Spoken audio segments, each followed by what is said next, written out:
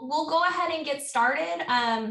My name is Ashley Hyman. I'm the VP of Customer Success here at Drata. We're super excited for our first Ask an Auditor meeting today. Thank you for joining us. Again, really excited to have you all here. One thing we've realized as we've worked with all of our customers and talking to startups and even larger, older companies going through the compliance process is there are so many questions. We wanted to create a place where we can help you to get those questions answered from experts who have done this and who have been auditors and are now working with us at Drata. So that's where Troy Fine comes in. We're going to try to answer as many questions as possible. If you have a question, drop it in the Q&A section. So not in the chat, directly in the Q&A section. Feel free to also use the chat if you have technical questions or need something addressed, but we want to try to filter those actual questions for the webinar into the Q&A section. But I'm going to hand it over to our man of honor, Troy Fine, to introduce himself and get started. The man of honor. That's a new one. I like that one, though. So for those of you that don't know me, my name is Troy Fine. As Ashley said, I used to be a former auditor. Some say I'm a recovering auditor. But I used to work at a top 60 CPA firm, conducted in the last 10 years, probably close to 500 SOC 2 audits. So I've lived, breathed SOC 2 for better or worse. But I'm always about kind of helping the community, sharing my insight. So today I'm just happy to kind of answer some questions. Anything we don't get to, we'll try to answer after this webinar. But Ashley might try to send me a few trick questions. So I'll try to do my best to answer these as best I can. Definitely gonna try to find one he can't answer. A little bit of background. Troy has really worked with Drata since the start of the company, almost as a consultant. He's given us feedback from the very beginning, and then obviously has joined our team. He sits on the CS side of the house, so the customer success side. So has probably worked with many of you as customers or will when you become customers. So our first question today is, what are the requirements for companies to get a SOC 2 report? Yeah, my favorite word to use is SOC 2 requirements. So as a lot of you know, if you've seen me posting on LinkedIn, is that SOC 2 doesn't have prescriptive controls per se. A lot of it is very subjective, right? So when it comes to requirements in the SOC 2 world, you can't really point to specific controls such as NIST 800-171 or NIST 853 if you're going through FedRAMP, where they have very specific controls that you have to meet. So when going through a SOC 2, the requirement says that you have to meet certain criteria, right, of the trust services categories being security, confidentiality, availability, processing integrity, or privacy. Within each one of those, there are many criteria that you have to meet. In order to meet those criteria, you have the opportunity to create your own set of controls. When you go through a SOC 2 audit, a CPA firm does an audit and they use their professional judgment to determine if those controls meet the stated criteria. So as you can imagine, there's a lot of subjectivity. So requirements, again, is kind of a hard word to use when saying requirements. But every auditor has, the ability to use their professional judgment to determine, do you have the right controls to meet the criteria? In addition, you're also going to have to write a system description. So for those of you that might not know what that is, basically it's a narrative of your controls. It describes your control environment, describes your infrastructure, software, people, all the data involved in your system. And that is actually a requirement that you have to provide this document to the auditor. As part of their audit, they're going to issue an attestation on were your controls designed appropriately? Did they operate effectively over a period of time if it's a type 2 report? And is the system description complete and accurate? So at the end of the day, did you implement controls? Did they meet the criteria? And did your auditor determine that those controls were appropriate to meet the criteria? Thanks, Troy. Super helpful. I know, when we're talking to customers, we always say there is a lot of gray area, so we can help you to try to streamline that. But ultimately, your auditor really makes that final decision. On to the next question that came in. What is the top mistake, if you could only choose one, that companies make when they're looking to achieve SOC 2? Yeah, choose one. So I think the biggest mistake that I've noticed over the last 10 years is not getting leadership buy-in fully. I think a lot of companies, especially small to mid-sized businesses, they kind of, their leadership ends up viewing SOC 2 as more of a check the box exercise in order to win work. And they're not really thinking about it from, how do I build a strong security program, use SOC 2 as that baseline compliance framework that I'm going to start building my program with, and then build my security controls from there. And when leadership views SOC 2 as check the box, it kind of becomes, the people involved with the audit and the employees involved at the company, they also view it as a check the box. So you might not get the funding, you might not get the resources to actually purchase real security tools to build a strong security program. So I think if I had to say one mistake, it's that leadership doesn't involve themselves, and therefore they're not able to communicate the right message to the rest of the company on how important a SOC 2 examination can be for an organization. Super helpful. Next up, we have someone that wants to understand how they can leverage their SOC 2 for an internal audit for ISO. They heard that was a possibility, but would love clarity from you. Well, I'll try to give clarity on this one. It's probably going to come down to the professional judgment of a ISO 27001 certification body. But I think you have to be careful when you do a SOC 2 audit, is it has to be very intentional if it's going to be relied upon for the internal audit, right? So if you're going through a SOC 2 audit and your CPA firm is performing a SOC 2 type 2 audit, you can't just get your SOC 2 report and say, here's my SOC 2 report. I got no exceptions. Okay, certification body, here's my internal audit report. The SOC 2 audit probably wouldn't cover everything that was needed for an ISO 27001 SOC 2 audit on the surface level. So before doing your SOC 2 audit, you have to have your CPA firm, and you have to ask them, what additional controls are you going to need to test, and what additional clauses from ISO 27001 are you going to need to test in order for me to leverage this as part of my internal audit report. Once the SOC 2 audit is complete, you can then take that report that the auditor gives you, and you can see if there were any exceptions, any nonconformities did they identify, and you can start remediating those. If you are intentional about using the SOC 2 in the right way, then you could potentially use it as your internal audit. You still would have to get your certification body to agree to this. It's not like it's written in the ISO 27001 standard that a SOC 2 type 2 can be used for an internal audit. But it can be, but you have to prepare, you have to plan. And I've just seen it in the past where people have just given their SOC 2 report to their certification body and said, hey, this is my internal audit report. And the certification body was like, this doesn't cover half of the requirements that need to be covered as part of the ISO 27001 standard.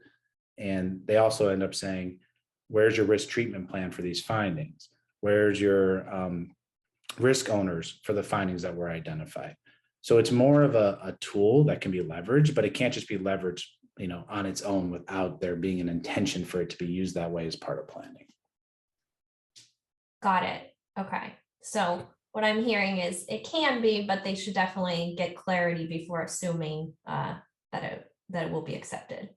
Yeah, and make sure that the CPA firm understands that you want to leverage their work as part of your internal audit. That's the other key point to that, because if they don't understand that that's what they're doing, then they're not going to cover everything they need to cover as part of that internal audit as well. That makes sense. Okay. This is a good one that I hear often from, first time SOC 2 customers who are coming to us. They're hearing mixed things. Do they need to get a SOC 2 type 1 before their SOC 2 type 2, or can they go straight to type 2? Yeah, so according to the attestation standards, there's no requirement to do a SOC 2 type 1 before undergoing a SOC 2 Type 2. However, a lot of times, I always recommended that a company, if they could get away with it, to do a SOC 2 Type 1 first. Because it's a design only and it's a point in time audit, you can kind of leverage your Type 1 as a readiness or as a kind of a dry run for your SOC 2 Type 2 audit. A SOC 2 Type 2 ends up being a lot more rigorous of an audit. You have to usually provide more evidence. You have to have a lot more populations and sample testing. Whereas in a Type 1, it's only a point in time. So you don't necessarily have to provide populations. You can show an example of your onboarding process rather than showing that your onboarding process was operating over a 6-month period. So a lot of times it kind of gets you ready for that Type 2, and it allows you to identify any gaps that you might have. So if you identify a gap while you're doing a Type 1, the auditor doesn't necessarily have to report on it. You can just shift your as of date back, where if you jumped straight into a Type 2 and the auditor identified an exception, they're going to have to report on that, right? So it's very important to understand that if you just jump straight into a Type 2, your auditor has a finding within the audit period. Even if you remediate it before the end of the audit period, they still have to report on that, right? So it's a bigger risk of exceptions if you jump straight into a Type 2. So definitely, if you can get away with it, try to do that Type 1 first. Understand, the controls that you're going to need to do, and make sure that any gaps that are identified as part of that Type 1, that they're remediated before that Type 2 audit period starts. Awesome. Great advice. This one is an interesting one. I'd love your feedback on any tips that you've seen work for companies you've audited as far as engaging their senior management in security and compliance. I hear this quite often, that it's hard to get everyone on board to understand the value. Anything you've seen work? Docking pay? No, that's an interesting question. I think the key is managing expectations up front, like getting them involved right from the beginning. I think you have to explain it in terms that they understand.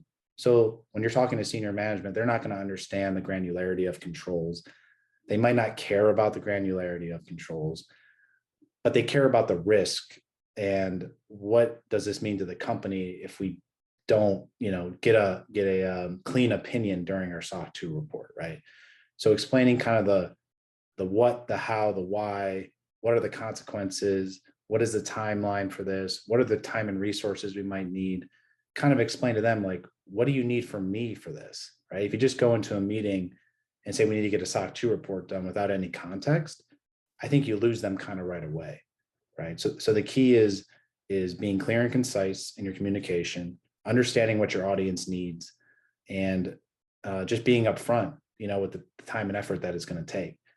If you do that and your management doesn't respond appropriately to that, then that you're kind of in a tough spot, right? I mean, it's probably not going to be a fun audit. It's not going to be a fun experience. You're not going to get the support. You're not going to get the resources.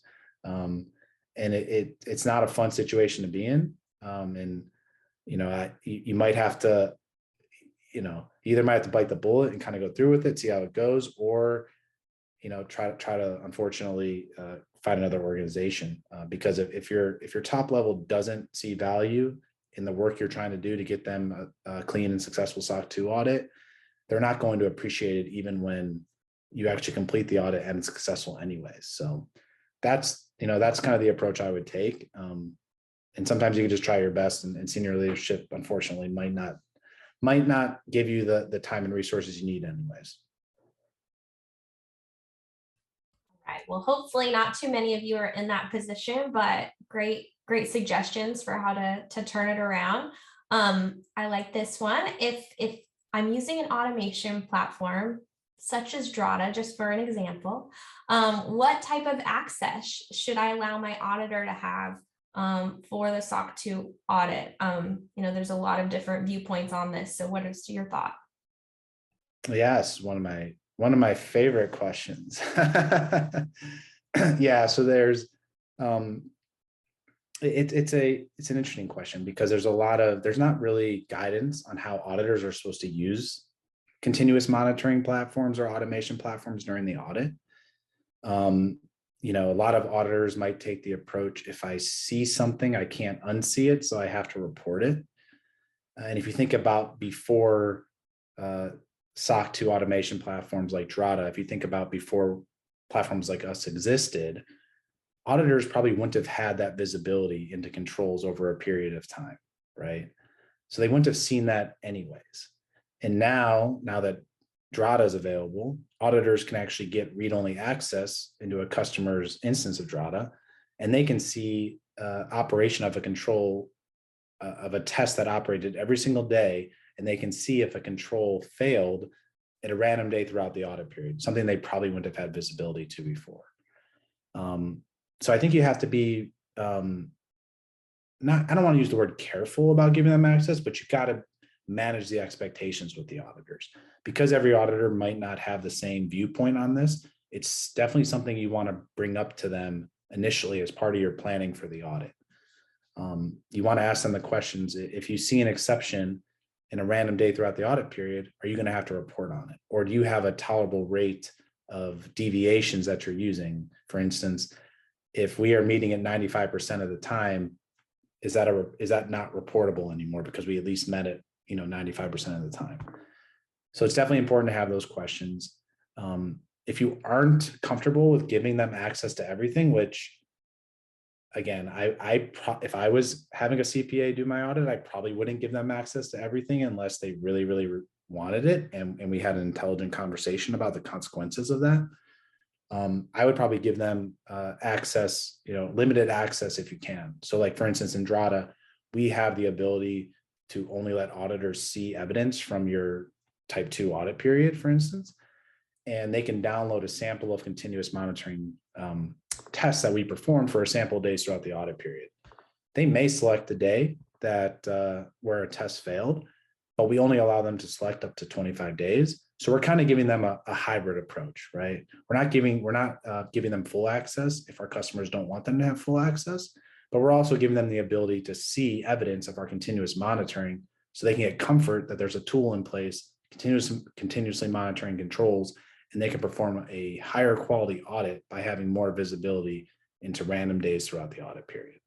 So I definitely think it's a decision that should not be taken lightly. You should definitely speak with your auditor. You should understand how they're going to approach using the platform and what would happen if they see an exception. Great detail there. Next one, I'm a founder and I have not been asked for a SOC 2 yet. Why would I pursue one? Good question. So, yeah, that's a really good question. Well, from my perspective, right, I'm about building strong security programs. So my first thought is get a SOC 2 so you can prove assurance to the outside world that you're taking security seriously. Especially as a startup, I think it's becoming table stakes anyways, right? Eventually, if you're trying to get into the enterprise market and you're a cloud service provider or you're a SaaS company, you're going to be asked for a SOC 2 report sooner rather than later. In fact, we're even seeing a lot of companies who are getting asked for SOC 2 reports before they even have a live product that's available in the product or in the marketplace. They're reaching out to prospective customers and they're saying, do you have a SOC 2 report? We can't do business with you until you get that SOC 2 report.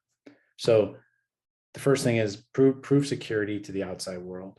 I think if you start building your security controls early, I think you can scale them a lot easier than trying to build once you've already brought on 150 employees. None of them signed off on policies. None of them completed security awareness training, never did background checks, never did performance reviews, never did any type of onboarding. It's going to be a lot harder to build those processes once you're scaling rapidly, right? So the other big reason is to build those controls early so that you can scale them really quickly. And the last reason I would give is that you might identify gaps that you weren't even considering. Something as simple as multi-factor authentication. unless you're being forced to do it from a framework, you're probably not going to implement multi-factor authentication just because it's an extra step that you might have to do, or it's another tool you might have to buy, or it's something you might have to change in your code to offer it. And unless you get that incentive or that push to actually implement a control as simple as multi-factor authentication, you might not do it.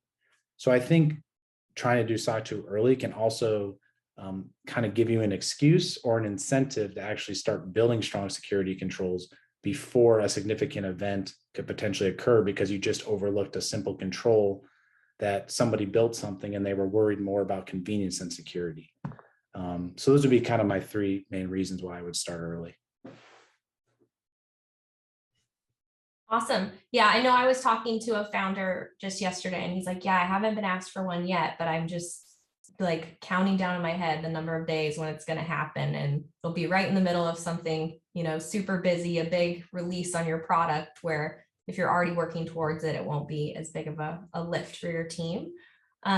So great feedback there. Next question. I wear many, many hats at our startup, and I've applied as many security procedures as I can, and I'm looking to SOC 2 Type 2. What recommendations or advice do you have for a first timer?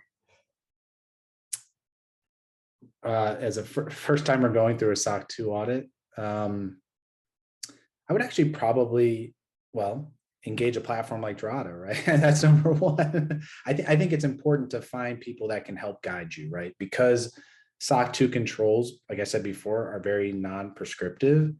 It's really hard to know where to start, right? So I think either engaging an automation platform, engaging a consultant that understands the framework, engaging a CPA firm that can kind of guide you in that direction is definitely going to be the key to success.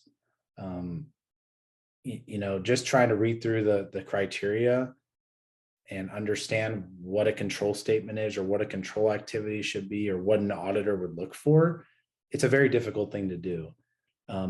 Even when I first started, it was very difficult for me to understand what the criteria were actually asking for. And it was only through experience and doing many audits for a lot of startups and a lot of SaaS companies where I started to figure out, okay, here's what this means. Here's the best practice, for a startup or a SaaS company. And this is what should be implemented. Without that guidance, you're probably either going to do too little or try to do too much. And if you do too much, then you're never probably going to complete the audit in the first place. So I think it's very important to definitely have outside help, whether that's through an automation platform, a consultant, a CPA firm, or anything like that. Because without that guidance, it's just going to be difficult to get started in the right direction. Great feedback there. I'm sure more questions will come from that, but we're going to have additional sessions like this. So probably last question here. As a company that is SOC 2 compliant, can I still work with a vendor if they do not have their SOC 2? Would that look negative on our next audit? Would it look negative? So the short answer is yes, you can work with any vendors, regardless of if they have their own SOC 2 report or not. I don't know if I would recommend working with a vendor these days if they're getting sensitive data that doesn't have any type of attestation, even if it's not a SOC 2 report or ISO 27001, high trust, PCI, something that you can point to that shows that there's been an independent assessment performed. I probably wouldn't recommend that just from a security perspective. But according to the attestation standards, if I'm doing a SOC 2, it says nothing about your vendors having to also be SOC 2.